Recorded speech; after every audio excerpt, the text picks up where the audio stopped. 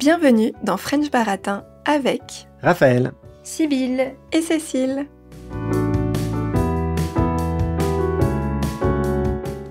Cette semaine, comme vous le savez, c'est la rentrée. Mais cette année, on ne va pas parler de la rentrée scolaire, mais d'une autre rentrée bien française, la rentrée littéraire.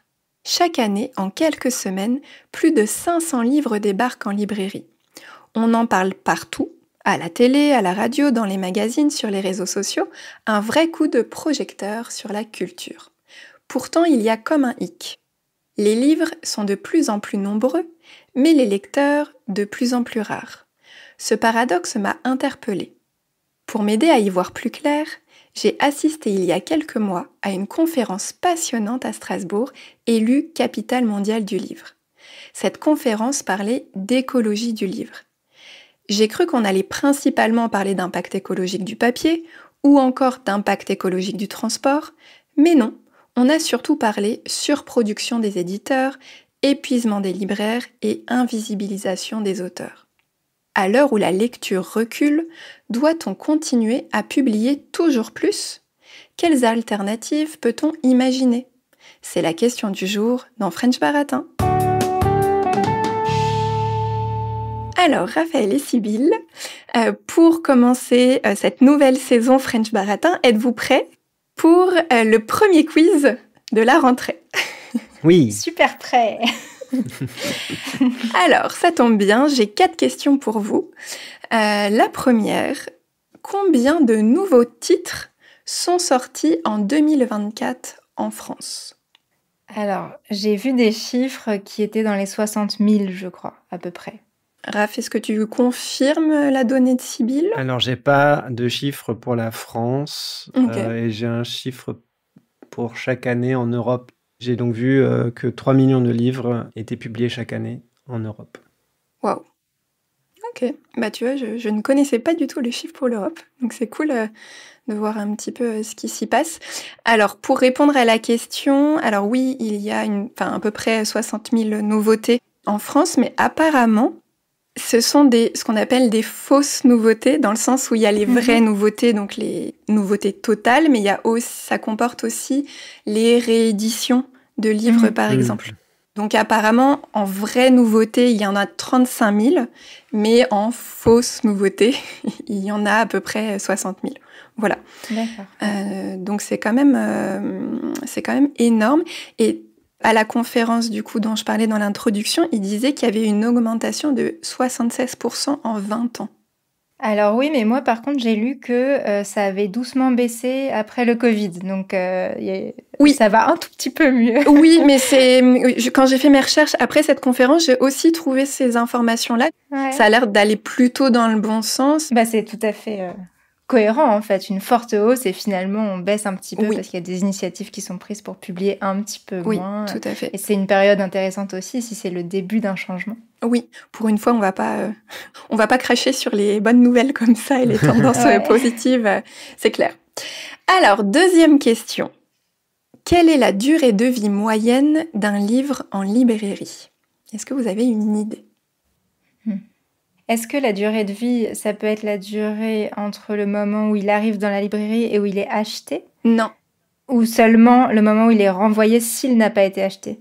Oui. C'est combien de temps il est proposé, ce livre-là, que des exemplaires soient vendus ou pas ? Oui. Ouais. Oui. D'accord, ok, oui. C'est ça. Alors, parce que moi, j'ai vu que les éditeurs ont 1 an pour renvoyer... les libraires ont 1 an pour renvoyer les livres qu'ils n'arrivent pas à vendre aux éditeurs. Donc, 1 an ou peut-être moins, sûrement moins. Ouais, mais à l'inverse, il y a peut-être des références qui restent très longtemps. Tu vois, les classiques, ils sont là, ils sont toujours là. Les livres qui se vendent bien, ils sont toujours dans les rayons aussi. Donc, entre des années et quelques semaines, parfois, je pense, quand ils voient que vraiment ça va pas se vendre, c'est trop pénible de devoir garder ce livre. Moi, je vais dire 2 mois. Eh bien, la réponse, c'est 3 mois. Ok. D'accord, oui. Du coup, c'est bien moins que 1 an. En moyenne, ça reste que 3 mois. Une nouveauté qui arrive va partir relativement rapidement, sauf si c'est effectivement un best-seller, par exemple. Et il va rester beaucoup plus longtemps. Mais du coup, il y a un turnover qui est très, très important. parce que je ne sais pas si c'est le cas dans les autres pays, mais il faut savoir qu'en France, les libraires ne payent pas pour les livres qu'ils n'ont pas vendus. Ils les renvoient à l'éditeur et soit ils sont pas facturés, soit ils sont remboursés. Je pense qu'il y a les deux cas de figure. Ah ouais, d'accord. Maintenant, troisième question. Est-ce que vous savez comment est rémunéré un auteur ? Donc par les droits d'auteur, Mhm. en passant par la maison d'édition. Tout à fait, ouais. Oui, il me semble qu'il y a une avance sur les droits d'auteur, c'est-à-dire un montant que l'auteur négocie avec la maison d'édition qu'il va de toute façon toucher. Et la plupart du temps, il ne touchera que ça. Et si le livre se vend bien, en plus, il va avoir un pourcentage, mais seulement au bout d'un certain nombre de livres vendus, parce que cette avance sur droit d'auteur correspond à ce nombre de livres vendus. Et ensuite, il va enfin pouvoir toucher un peu plus d'argent si son livre se vend bien. Oui, tout à fait. Donc cette avance a un nom, ça s'appelle l'avaloir et il n'est pas du tout automatique. Souvent pour les nouveaux auteurs, ça va être juste des droits d'auteur. Donc si le livre se vend à 0 exemplaire, du coup il touchera 0. Et par contre s'il marche bien, il aura des droits d'auteur. Et effectivement, si c'est une commande potentiellement ou si c'est un auteur qui est récurrent dans une maison d'édition, là on va avoir effectivement un avaloir qui peut être mis en place. Voilà.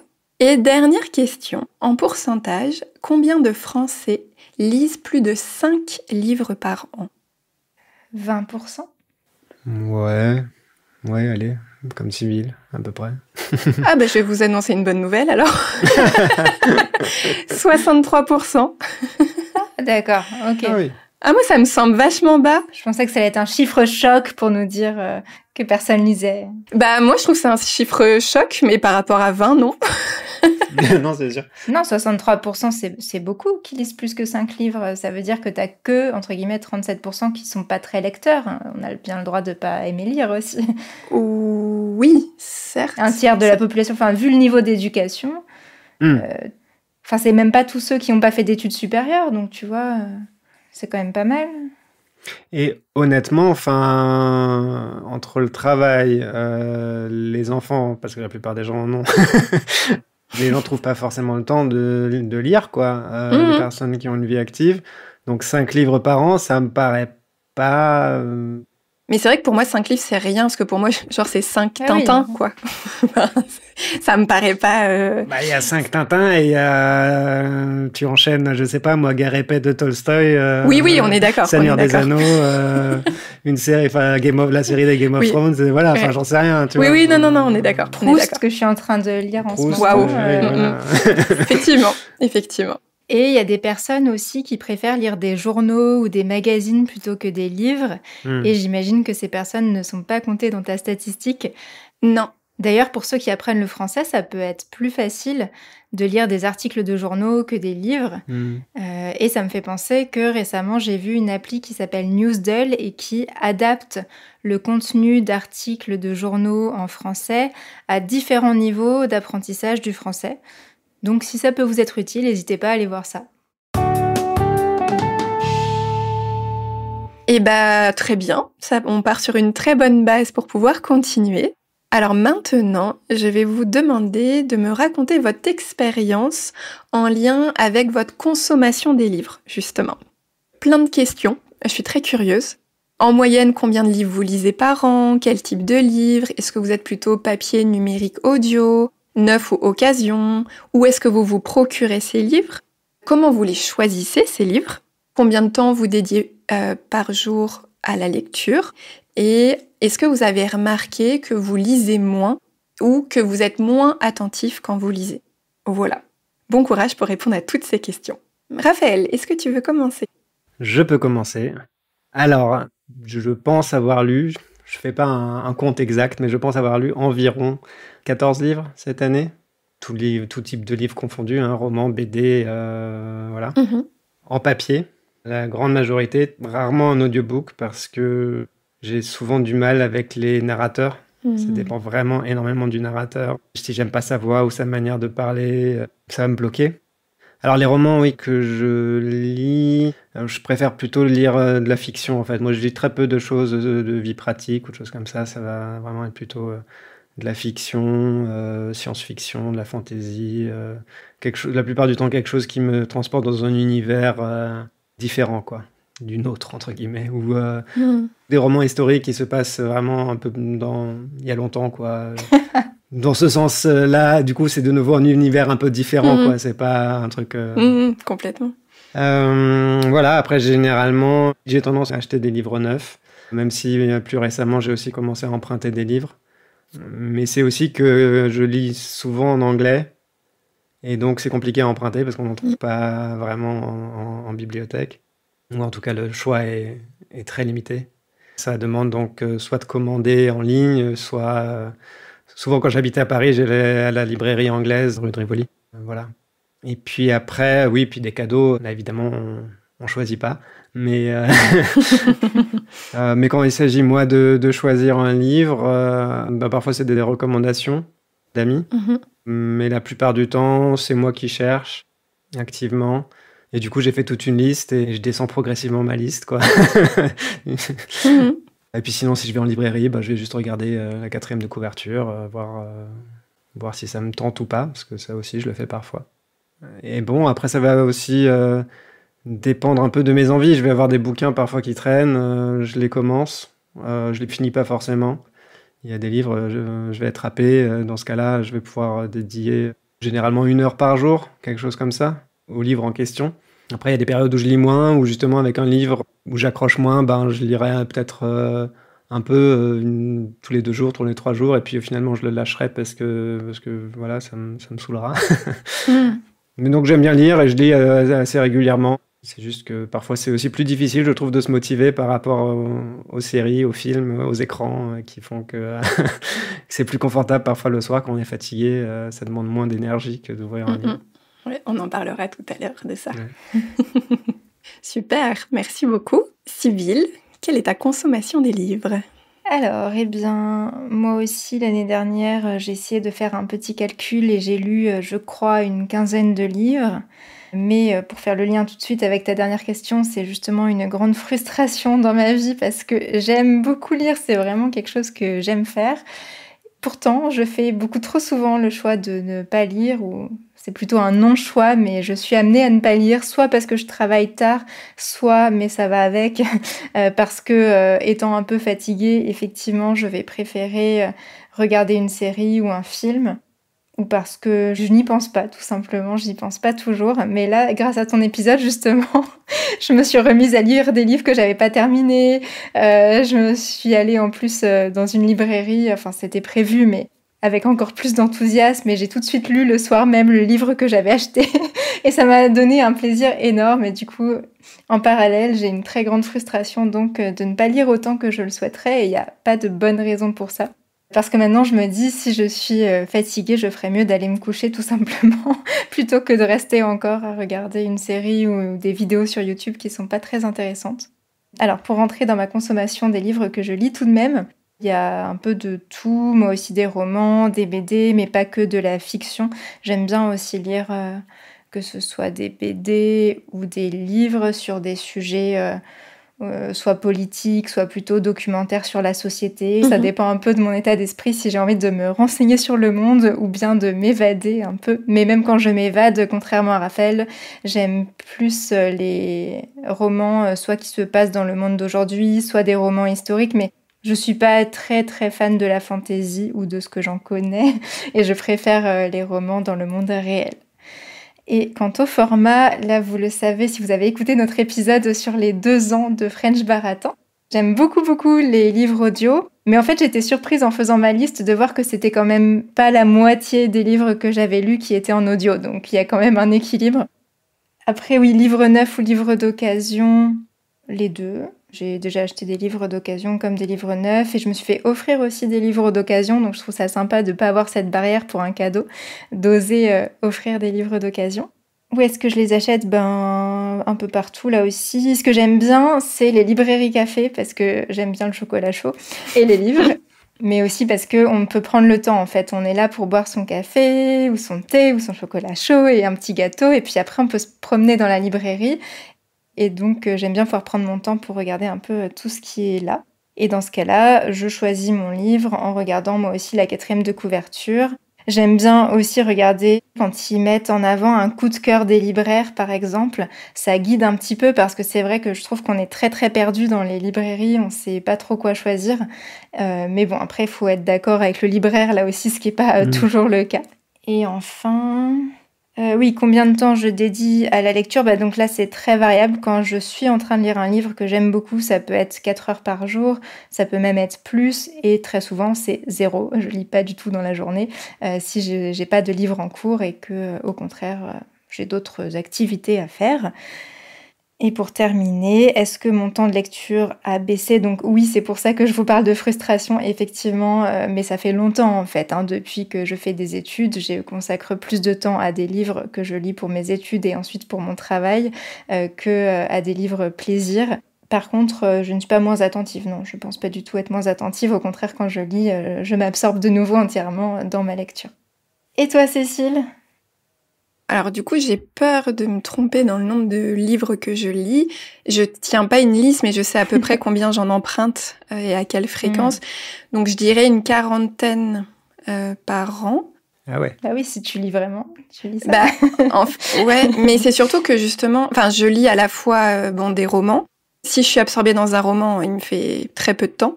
Mais il y a aussi des BD, et les BD, ça va quand même très vite. Et je lis aussi pas mal de livres de non-fiction, et parfois ça peut aussi aller vite si le sujet m'intéresse beaucoup. Du coup, les livres de non-fiction, c'est beaucoup sur les sujets de société, mais aussi des livres de cuisine végane, ça m'intéresse beaucoup. Et par contre, moi, je suis à 99% en papier. Ça m'arrive de lire des e-books quand ils sont pas disponibles en papier, notamment quand les personnes s'auto-éditent. Donc ça peut arriver, mais sinon, ouais, je suis 100% papier. J'ai jamais encore écouté de livre audio. Et les livres numériques, j'ai pas de liseuse, donc en fait, j'ai pas du tout ce réflexe-là. Et où est-ce que je me les procure ? En fait, du coup, c'est en bibliothèque, quasi pareil à 99% du temps, sauf quand je vais en librairie. Mais si je vais en librairie, c'est pour faire des cadeaux aux gens. C'est vrai que depuis toute petite, je vais en bibliothèque, donc en fait, j'ai pas pris les réflexes d'aller en librairie. Donc malheureusement, les libraires ne vivent pas grâce à moi, sauf pour les cadeaux. Et sinon, je choisis mes livres. Toi, tu parlais, Sybille, de coups de cœur libraire. Oui. Ah oui, c'est vrai que j'ai aussi les recommandations de mes amis, j'ai oublié de le dire. Mais du coup, moi, je prends les coups de cœur bibliothécaires quand je vais oui, d'accord, ouais. Dans les bibliothèques. Et sinon, pour surtout ce qui est non-fiction, mais ça peut arriver aussi pour de la fiction, c'est énormément par les réseaux sociaux. En fait, quand je suis des comptes sur des niches, des sujets qui m'intéressent, du coup, souvent, ils parlent des livres qu'ils ont lus en lien, et du coup, c'est vrai que ça a énormément d'influence sur moi. Et sinon, effectivement, bouche à oreille, amis et famille, ça joue aussi pas mal.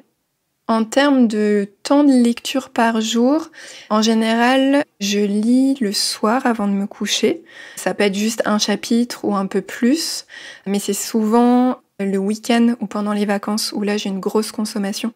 D'ailleurs, ça me fait rire parce que je crois que c'est ce week-end, j'ai dû lire je sais pas combien d'heures dans mon week-end. Dimanche, j'ai quasiment fait que lire. Mais par contre, en fait, je me rends compte que ma consommation de livres a vachement baissé parce que j'ai notamment maintenant le réflexe en temps de loisir de plutôt regarder des séries que de lire des livres. Que de lire des livres. Je m'en rends compte en fait que fatigue égale série, et alors que si je suis bien, c'est livre. Et ça me perturbe parce que la lecture décroît et ça me frustre et je suis en colère contre moi et je me dis... 40 livres par an, tu devrais pas être en colère contre toi. Quand tu seras tombée à 15 comme moi, tu verras. Non, mais je me dis mince parce qu'en fait, j'ai lu dans l'étude justement du Centre national du livre qui a fait un sondage sur la consommation des livres des Français. En fait, c'est surtout les gros lecteurs qui lisent de moins en moins. Ah oui. Ah ouais. Et ça, c'est assez intéressant mais justement parce qu'il y a vraiment cette concurrence avec les écrans. Et dans un monde où, comme tu disais, Raphaël, tout à l'heure, on a une vie assez active, on a moins de temps, mais on a quand même du temps pour les écrans, alors que le temps dédié aux livres, lui, baisse. Mais je trouve que tu as quand même une bonne endurance si tu réussis à lire toute la journée. Moi, j'arrivais à faire ça quand j'étais enfant. Tu disais que ce week-end, tu avais lu, je sais pas... J'avais fini une série. Donc, j'avais pas de nouveaux épisodes. Oui, donc, du coup, t'avais plus rien à faire. Non, mais clairement, c'est ça qui a fait que... Hein. J'ai honte de le dire, mais j'avais plus rien à regarder à ce moment-là. Et du coup, je suis passée à la lecture. Et j'ai passé une super journée. Oui, complètement. Avant d'aller plus loin, un petit rappel. Nous produisons ce podcast sur notre temps et notre argent personnel et nous souhaiterions qu'il reste sans pub. Vous pouvez nous soutenir pour le prix d'un café sur Patreon. Vous trouverez le lien dans la description. Merci beaucoup à celles et ceux qui le font déjà. Alors, maintenant qu'on a parlé de nos expériences et de l'impact des écrans sur notre consommation de livres, j'aimerais qu'on revienne un petit peu à ce fléau, en fait, qui touche les acteurs de la chaîne du livre.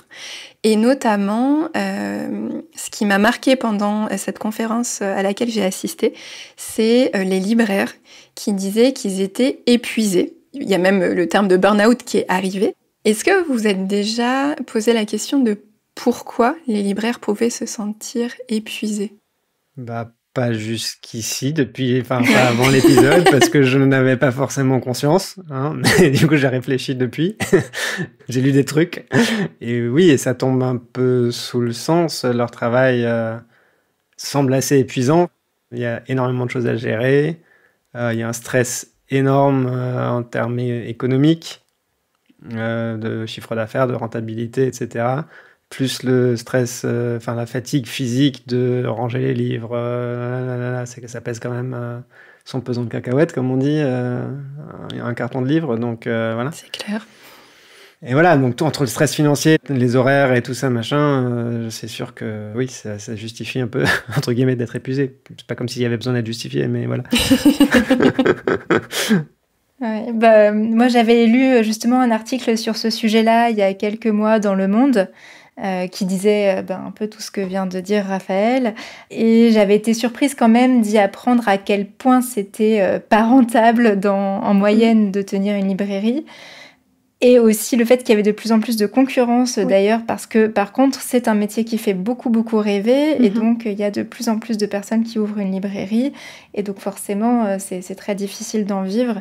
Et tout ça avait donné, cette lecture avait donné un cadre théorique à ce que j'avais pu observer chez un ami qui travaillait justement en librairie. Et je me disais, c'est chouette comme métier, il a bien de la chance, et qui pourtant s'est reconverti parce que même si son métier était intéressant, justement, c'était très fatigant, il avait mal au dos à force de porter les cartons de livres et il était très peu payé. Et donc, au bout d'un moment, son salaire de libraire ne lui permettait pas de vivre correctement. Donc, il a préféré un métier tout à fait différent, qui rapportait plus d'argent, même s'il faisait peut-être moins rêver ceux qui aiment la lecture.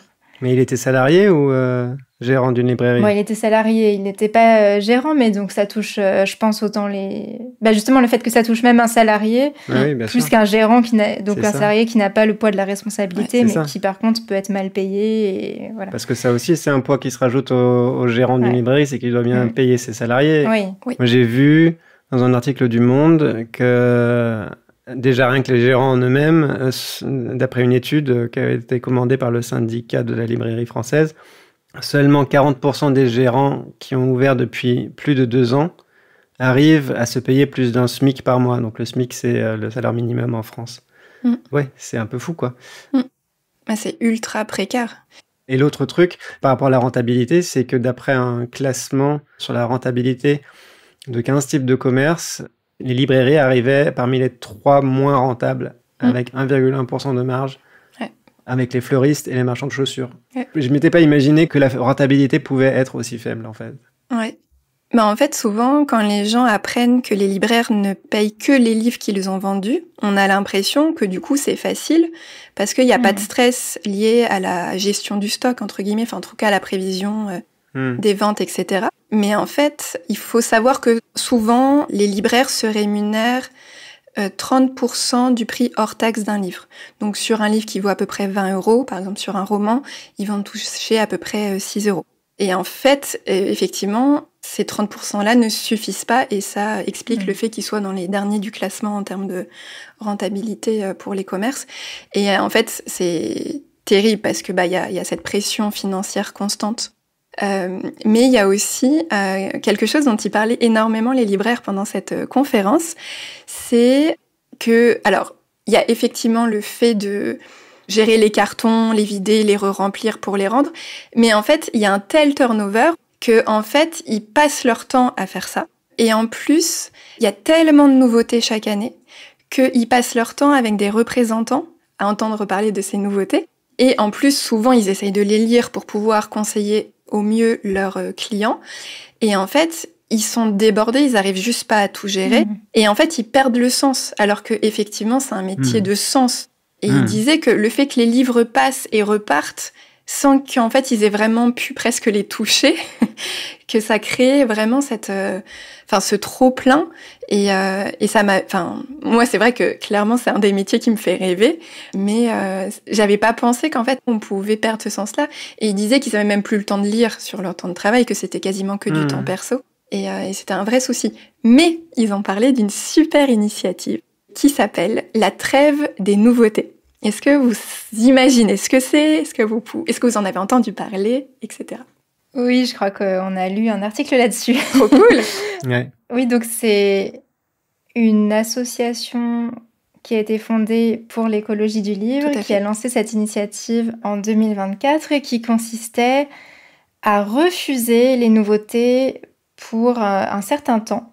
Et donc, il y a une vingtaine de librairies qui ont accepté d'y participer et de refuser soit toutes les nouveautés pendant quelques semaines ou même 2 mois, soit toutes les nouveautés dans une certaine catégorie d'ouvrages aussi, et de voir ce qui allait se passer pour pouvoir mieux se consacrer justement au conseil des lecteurs sur les livres que eux avaient envie de vendre, ou en tout cas sur un nombre de livres un petit peu plus limité. Et en fait, ça a très bien marché cette trêve, puisqu'ils ont donc mis un peu moins de livres en rayon, mais ils ont quand même augmenté leur chiffre d'affaires de 1,7% peut-être, quelque chose comme ça.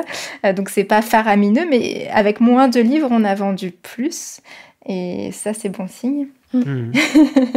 Voilà, donc c'est ça la trêve des nouveautés. Ouais. Et ce que j'ai trouvé intéressant dans l'article, mais j'en ai entendu parler aussi dans un podcast.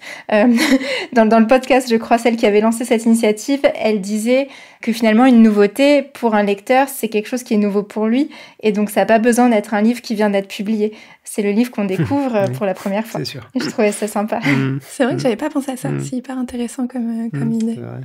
Du coup, ce qui est hyper intéressant dans ce que tu dis, si le chiffre d'affaires a augmenté, Ouais. c'est qu'il a augmenté, mais en travaillant moins. Parce que du coup, il y a eu moins de travail avec les représentants, potentiellement moins de travail aussi, même de lecture, etc. Et ils ont pu travailler ce qu'on appelle le fond, donc pas les nouveautés, mais justement ce qui était déjà en librairie. Et du coup, si on peut gagner plus en travaillant moins, c'est quand même quelque chose qui est ultra positif, notamment pour la santé mentale. Oui, moi je pense que c'est pas très étonnant qu'on puisse mieux vendre en vendant moins, parce que c'est bien connu dans le fonctionnement du cerveau humain que quand on a trop de choix, c'est le choice overload en anglais, je sais pas s'il y a une version française, on n'arrive pas à choisir. Et c'est vrai que moi j'ai quand même aussi cette expérience quand je vais en librairie. Parfois je repars un petit peu dépitée ou avec un livre dont je suis pas sûre que c'est celui qui m'aurait le plus plu parce qu'il y en avait trop et que j'étais un peu perdue. Mais bon, il faudrait limite avoir que 3 livres au choix. Oui. Non, clairement. Mais du coup, sur cette trêve, j'ai quand même envie de partager un retour qui a été fait pendant cette conférence que je trouve hallucinant et qui va permettre de faire une jolie transition sur le monde des éditeurs. Parce qu'il y avait une librairie belge qui a mis en place du coup cette trêve pendant 2 mois. D'accord. 2 mois sans représentant, puis 2 mois vraiment sans nouveauté. Et en fait, il y a un très grand éditeur français qui n'était pas content, forcément, puisque les représentants des maisons d'édition n'étaient plus autorisés.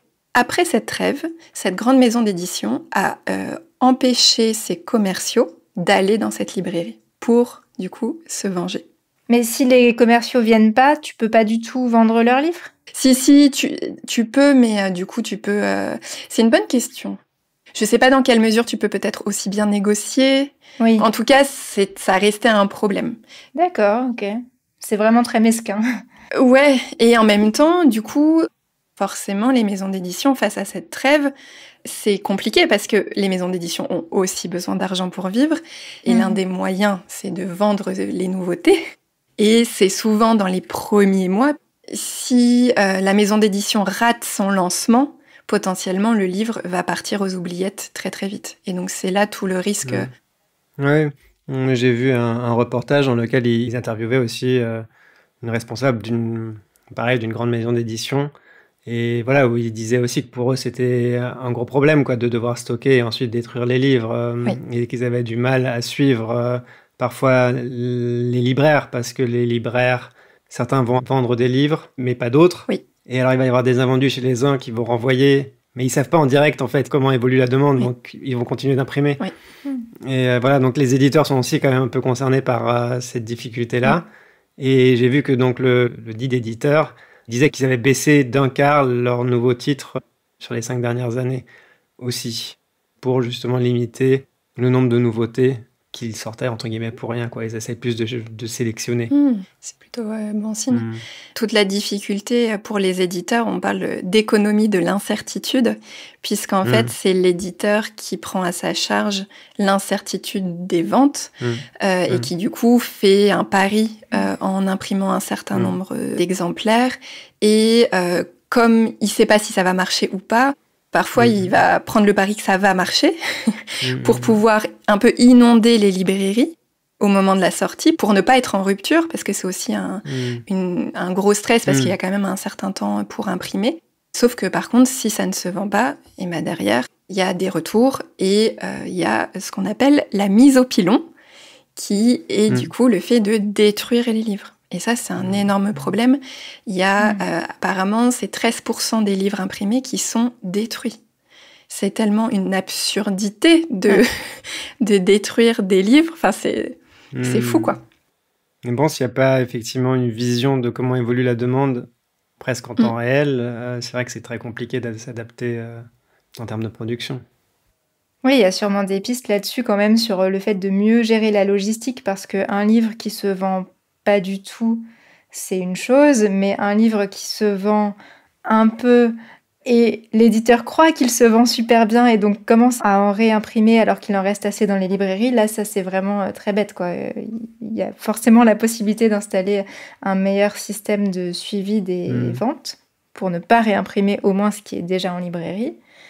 Et sinon, une autre piste que j'ai vue, c'est la précommande. Alors, ça peut pas fonctionner pour tout le monde, mais il y a des auteurs, des autrices qui ont une sorte de communauté parce qu'ils sont sur Instagram. Ou alors, moi, j'avais vu ça pour une autrice de BD qui a un blog BD et qui s'est fait connaître comme ça et qui un jour a voulu publier sa BD en auto-édition, donc par elle-même, en choisissant son éditeur, son papier, etc. Et donc, elle a lancé un projet d'auto-édition sur une plateforme de financement collaboratif et ça lui a permis de savoir exactement combien de personnes étaient intéressées par son livre, combien de personnes allaient l'acheter, en fait, tout simplement. Et les personnes étaient bien plus nombreuses que ce qu'elle aurait cru, d'ailleurs, donc c'était très chouette pour elle. Et elle a pu en imprimer à peu près juste le bon nombre. Ah non, mais c'est génial. Ça, évidemment, ça peut pas s'appliquer à tout le monde. C'est plus pour ceux qui sont déjà connus et qui ont un moyen d'être en relation avec leur lectorat et de savoir à l'avance combien de personnes voudront acheter leur livre. Mais là, dans ces cas-là, ça marche bien, quoi. Ça permet d'éviter le gâchis. D'ailleurs, à plus grande échelle, je reviens à ce que tu disais tout à l'heure par rapport à la possibilité de suivre plus en direct, entre guillemets, si c'est vendu ou pas. J'ai vu qu'il y avait des outils qui se développaient, qui étaient en train de développer pour tracer les livres en direct, vraiment faire une sorte de traçage, quoi, et du coup savoir précisément, entre guillemets, où ils sont, est-ce qu'ils vendent ou pas, voilà. C'est trop bien. Oui, parce que ce que ça fait, évidemment, quand on détruit tous ces livres, c'est qu'on détruit du papier qui a dû être produit, qui coûte cher. Dans le reportage, ils expliquaient que le prix du papier avait augmenté de 50 à 100% en un an. Ah oui. J'ai trouvé ça dingue. Faut penser au colis d'ailleurs derrière. Oui, le colis, évidemment, il est en papier aussi. De toute façon, en plus, pour emballer, on a le choix entre le papier et le plastique, donc comment dire Voilà. Donc là aussi, un meilleur suivi de la demande pour une production plus en direct permettrait aussi de faire des économies de papier et non seulement une meilleure gestion des coûts sur le plan économique, mais aussi sur le plan écologique. Le seul problème, entre guillemets, c'est que les maisons d'édition ne font pas non plus toujours des marges extraordinaires. Et souvent, c'est pas souvent, c'est tout le temps, ça coûte moins cher de faire produire en grande quantité. En tout cas, le prix unitaire du livre, du coup, baisse considérablement. Et c'est pour ça qu'aussi, souvent, ils font ce genre de pari. En fait, ce qui était très intéressant dans cette conférence, c'est vraiment ce côté, il faut la jouer collectif. Parce que sinon, on n'y arrivera pas. Parce que, naturellement, chaque acteur a ses propres besoins et du coup, va essayer de tirer la couverture à soi. C'est toute la difficulté, je trouve, de ces problématiques-là. Et quand on voit que pour les maisons d'édition, c'est quand même fou que ça soit plus cher de stocker les livres plutôt que de les pilonner. Enfin, il y a un truc qui est quand même fou. Et pareil, parce que en fait, pour faire travailler le fond, donc les livres qui ne sont pas des nouveautés, il faut faire tout un travail de communication et de marketing. Et en fait, ça coûte cher en ressources humaines. Donc pareil, il vaut mieux pilonner que de communiquer sur les livres qui ont déjà été écrits. Et il y a des non-sens, mais du coup, des non-sens qui ont tout leur sens dans le monde capitaliste. Donc... Et puis un autre acteur encore, c'est l'écrivain ou l'écrivaine qui peut être terriblement frustré que personne ne veuille le publier, prendre le risque de parier sur lui ou elle. Et donc si on parle de mettre fin à la surproduction des livres, ça veut forcément dire aussi donner moins de chance à des personnes qui sont, je pense, de plus en plus nombreuses d'ailleurs à vouloir écrire. Ouais, complètement. Et en même temps, c'est déjà un petit peu ce qui est en train d'être fait, notamment avec la rentrée littéraire, où il y a environ 500-600 livres qui sortent. Mais en fait, on parle que de 30 d'entre eux dans les médias. Donc en fait, il reste quand même 470 auteurs qui sont en fait invisibles. Et du coup, le livre sort, personne ne parle d'eux. Le livre revient à l'éditeur et en fait, les livres en fait n'ont pas existé presque. Puisque un livre n'existe pas s'il n'est pas lu d'une certaine manière. L'objet livre existe, lui, mais... Mais celui-là aussi, pour pas longtemps, puisqu'il est pilonné, du coup... Oui, en plus. Dès qu'il revient chez l'éditeur, et puis au revoir. Mais les éditeurs, en fait, comme ils savent pas ce qui va marcher, ils tentent... Et puis, eux, ils se disent, il y en aura bien un qui marchera, donc financièrement, ils s'en sortiront. Sauf que l'auteur, lui, qui a... Et souvent, je pense que quand on écrit un livre, on donne de soi. Enfin, pour le coup, on n'est pas beaucoup payé. Enfin, on est payé à la vente. On n'est pas payé au travail fourni. Et je pense que ça doit être une frustration terrible de pas être lu. Je pense qu'on écrit pour être lu. Enfin... Oui, si on cherche à être publié, en tout cas. Oui. C'est ça. Et donc on est très content le jour où on trouve un éditeur, mais en fait, c'est pas du tout le bout du chemin. Ouais, c'est ça. Dans cette conférence, il y avait des auteurs qui parlaient, qui disaient quelque chose de très intéressant. C'est qu'en fait, eux aimeraient bien ne pas être dans la surproduction. Parce que, ils n'ont pas envie de participer, en fait, à ce non-sens. Sauf qu'ils disent que c'est un cercle vicieux. Parce qu'en fait, s'ils écrivent pas, ils reçoivent pas d'argent, puisque c'est souvent les nouveautés aussi qui vont apporter de l'argent. Et s'ils écrivent pas, ils sont oubliés, parce qu'il y a des nouveaux auteurs qui seront arrivés ou des nouveaux titres. Et du coup, en fait, ils n'ont pas le choix que de rester présents pour être dans les esprits des gens et pouvoir continuer à être publiés et lus. Et en plus, ils disent qu'il y a quelque chose qui est terrible, c'est...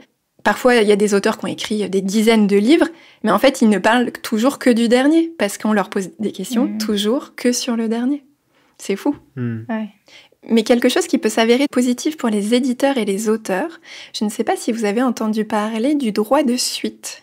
Non. Parce qu'aujourd'hui, comme vous le savez, le marché de l'occasion a tendance à se développer. Sauf que l'un des gros problèmes, c'est que quand il est revendu, ni les auteurs ni les éditeurs ne touchent de droit sur ce nouveau livre.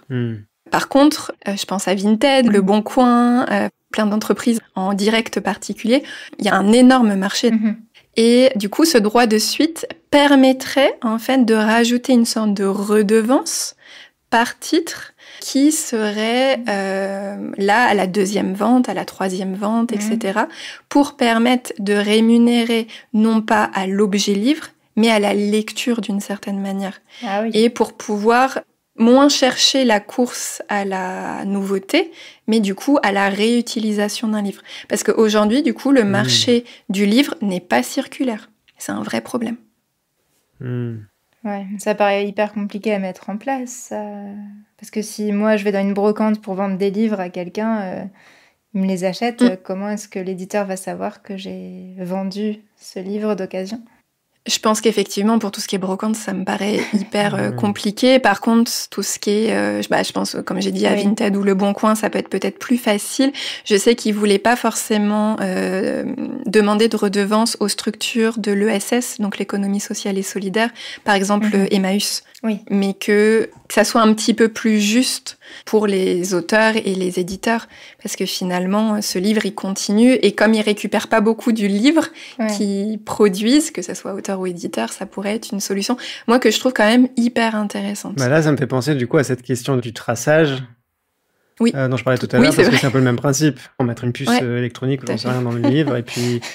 Ah là, l'écologie, elle est... Un code barre, non, mais je sais pas, non, mais encore la technologie, ou même pas une puce, un code barre, j'en sais rien, un truc, et c'est scanné, et ça sert au moment du suivi de la demande et de l'offre, et ça sert aussi dans ce dont tu viens de parler, pour...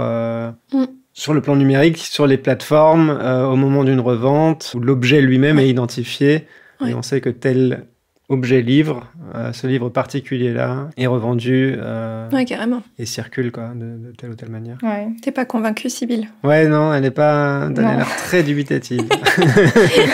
Non, je vois bien effectivement l'intérêt pour les éditeurs et les auteurs, je comprends parfaitement, mais pour les lecteurs, dans un contexte d'inflation où le coût de la vie est de plus en plus important, ça peut être quand même pénible de devoir payer encore un truc en plus, et ça pourrait aussi détourner des lecteurs du marché de l'occasion. Ils vont se dire, ok, si maintenant le prix de mon livre d'occasion à cause de cette redevance, c'est les 2/3 du neuf, j'achète le neuf, ou j'achète rien parce que j'en ai marre de payer toujours plus.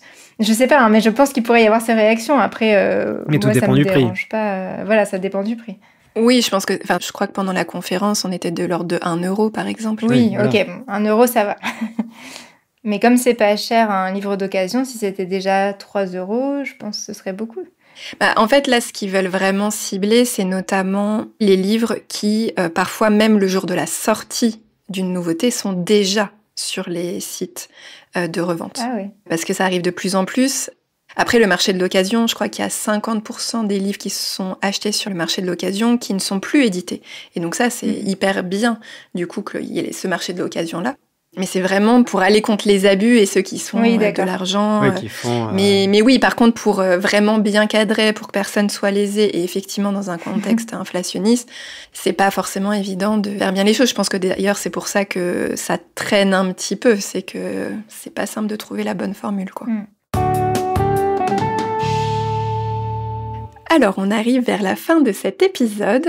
Donc, pour conclure, j'aimerais vous demander, comme d'habitude, de quoi vous rêvez, et notamment, peut-être quelles seraient les pistes aussi pour que les Français lisent plus. Parce que ça serait intéressant que l'offre et la demande se répondent pour que les éditeurs, les auteurs, les libraires ne travaillent pas pour rien. Et c'est en plus un sujet quand même vraiment sociétal, le fait que de plus en plus les personnes lisent moins. Donc voilà. Sybille, est-ce que tu veux raconter tes rêves ? Oui. Je rêve d'un monde où la lecture serait un plaisir partagé, où on parlerait plus de livres, ça prendrait plus de place dans notre vie. Justement, là, je vous disais, j'ai commencé à lire le premier livre de À la recherche du temps perdu de Proust, donc c'est du côté de chez Swann, et en fait ça m'a frappée parce que ça se passe au début du XXe siècle, et ça m'a vraiment frappée à quel point la lecture est importante dans la vie de ces personnages et donc dans la vie de l'époque, où il dit ça tombe mal parce que souvent quand on vient de lire beaucoup et qu'on a envie de discuter, notre camarade lui vient de se plonger dans une lecture, où il parle du temps qu'il passe à lire dans un jardin, et je me suis dit que c'était vraiment sympa quand même cette société où on lisait beaucoup plus et on parlait de nos lectures. Et donc, comment faire, du coup ? Quelle piste pour lire plus, comme tu nous demandes ? Et justement, je ne sais pas si vous vous rappelez de l'épisode qu'on avait fait à la fin de la saison dernière sur le fait de devenir français et sur les parcours de Yasmine et Victorine, qui sont 2 jeunes femmes qui sont devenues françaises. Eh bien, moi, grâce à cet épisode et au fait que Raphaël a interviewé Victorine, j'ai découvert que Victorine, justement, était passée à la télé assez paradoxalement pour parler d'une initiative à laquelle elle participe et qui consiste à se déconnecter complètement, c'est-à-dire laisser son téléphone chez elle, aller avec un livre dans un café et lire tranquillement. Et elle fait ça de manière peut-être un petit peu institutionnalisée. En tout cas, voilà, elle prend cette initiative vraiment. Et j'ai trouvé ça hyper intéressant. Je me suis dit que c'était pas bête que peut-être, puisque les écrans nous prennent tellement de temps face à la lecture, eh bien si on choisissait de les laisser trop loin de nous, on pourrait du coup réapprécier la lecture sans être perturbé par des petits bip qui viennent de messages sur nos téléphones ou par l'envie de cliquer sur prochain épisode dans Netflix. Oui, j'aime bien ton idée de aller trop loin de l'écran. Parce que c'est vrai que d'une certaine façon, quand on reste chez soi, l'écran, il zone quand même toujours, il est là. Ça. Et on va pas le jeter par la fenêtre. Et alors que si on prend son livre et qu'on va à l'extérieur, on va peut-être se poser dans un parc ou dans un café, l'écran est pas là. Et donc, du coup, on peut lire. Sereinement. C'est ça, voilà. Non, ce qui serait bien, c'est, comme tu disais tout à l'heure, Cécile, que les acteurs se réunissent et revoient un peu une stratégie. Dans le reportage que j'ai vu, il disait que voilà, la grosse problématique, c'est que il faut revoir le système dans son ensemble et que on peut pas juste faire d'un côté chacun son truc parce que les acteurs sont complètement interconnectés. Donc c'est quelque chose à revoir dans son ensemble et donc ça demande à ce que tous les acteurs se réunissent pour en parler quoi et pour revoir tout ça ensemble. Pour ce qui est au niveau individuel et des lecteurs, voilà, essayer parfois, si on a envie de lire plus, juste se dire ce soir je vais pas regarder une série quoi, vraiment essayer de faire ce parce que le problème c'est qu'on prend des habitudes aussi, on prend des réflexes. Oui. Et c'est vraiment ça. Du coup un soir quand on a encore l'énergie mais qu'on a cette habitude de quand même regarder une série, se dire non mais attends là pourquoi je regarde une série, ça a pas de sens. J'ai ce livre à lire que je veux lire de toute façon depuis longtemps, je le prends et je le lis. T'as raison. Et toi, Cécile, alors, quelle est ta conclusion, puisque tu es la plus grande lectrice de nous? J'aimerais savoir ce que tu en penses. Alors, moi, je rêve effectivement que les acteurs aussi, ensemble, puissent réfléchir en collectif, pas en concurrent. Je trouve que c'est vraiment hyper important, mais en même temps, ça paraît très utopique, donc c'est pas simple. Je sais qu'il y a des associations qui œuvrent en ce sens, en tout cas, et j'espère qu'ils vont réussir à trouver des solutions ensemble. Sinon, sur le côté lecture, alors pour les personnes qui sont peu lectrices, en 2026, toutes les bibliothèques de Strasbourg seront gratuites. Donc c'est génial parce que pour les personnes pour qui c'était un frein financier, l'inscription annuelle, maintenant il n'y a plus ce frein, donc il n'y a plus d'excuses. Et un truc qui me fait un peu rêver, je sais pas si c'est toujours en place dans les écoles, et je sais pas si ça avait été une obligation, mais il y avait, je crois, le quart d'heure de la lecture, où chaque jour, il y avait 15 minutes qui étaient automatiquement dédiées à la lecture pour les enfants dans les écoles. Et je trouvais ça absolument génial. Et en fait, j'adorerais que ça s'étende à toutes les populations, que ça soit pas juste les enfants, mais aussi dans les entreprises, qu'il y ait vraiment une heure dans la journée où on n'a pas le droit de faire quoi que ce soit, juste lire. Pas forcément de la fiction, ça peut être juste une recette, ça peut être le journal télé, ça peut être ce qu'on veut, mais juste lire. Et je trouverais ça génial que t'en parlais tout à l'heure, Sybille, qu'on puisse parler davantage en fait de nos lectures, parce que finalement j'ai l'impression, je sais pas si on en parle tant que ça. Donc voilà. Ouais, c'est vrai. Oui, moi j'ai une amie qui parle de lecture, mais justement je suis parfois un peu désarçonnée quand j'arrive dans ces conversations parce que je me dis ouais c'est super intéressant, mais moi j'ai pas assez lu pour contribuer là. Donc c'est dommage, mais c'est vrai que ces discussions sont très riches aussi.